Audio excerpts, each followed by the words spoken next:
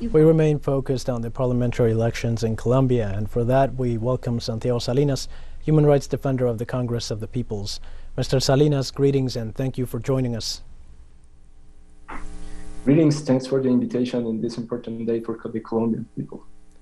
I want to start off asking, these elections are held amid an environment of violence and unrest, as we've known the murders of social leaders and the constant violations of human rights. Why does the current administration take little or no action against this, even though many organizations and movements are actively denouncing these acts? Well, we felt that the systematic assassination of social leaders, it wasn't a strategy of the far right to take the power through these elections. That's one of the main reasons, because we think that there was no action from the main government to prevent this kind of assassinations, even displacement or threats against the life of social leaders and human rights defenders. Speaking of that, I want to ask you now, lower class and impoverished Colombians are abstaining from voting because of threats and illegal procedures. What political sector stands to gain the most out of this? Well, we can't point out just to one sector, but we must say that it has some consistency with this criminalization of the social.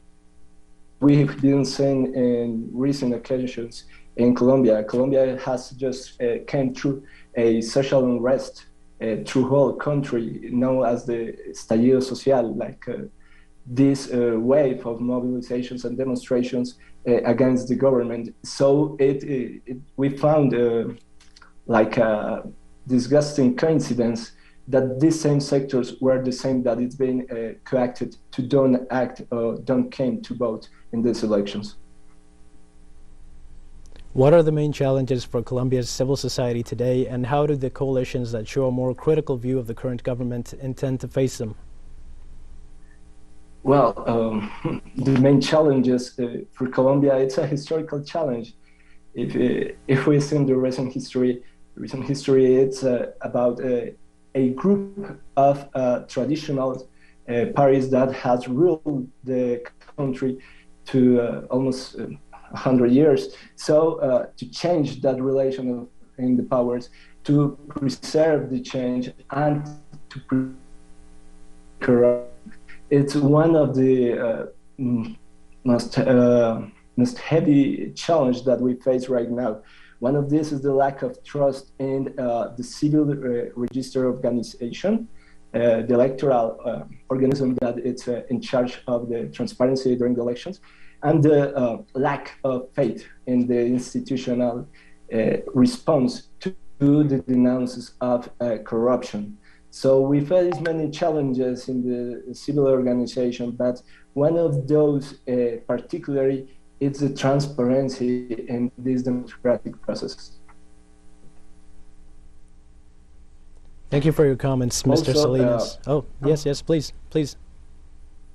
Yeah, in this difference poll that we have to choose in these elections, we have El Pacto Histórico as the representative sector of popular sectors and alternative sectors, not just left. Afro and indigenous people have gathered together in this bet, if we can say, in this, it's our bet, it's our fee to the democracy. The popular sectors, the indigenous, the peasants, and these popular sectors put our hopes in the Pacto Histórico to change this trend of bad governments. But also we face this idea of a center that represents like a soft right. To change, pretend to change in the shapes, but not in the bottom, not in the core of the issues.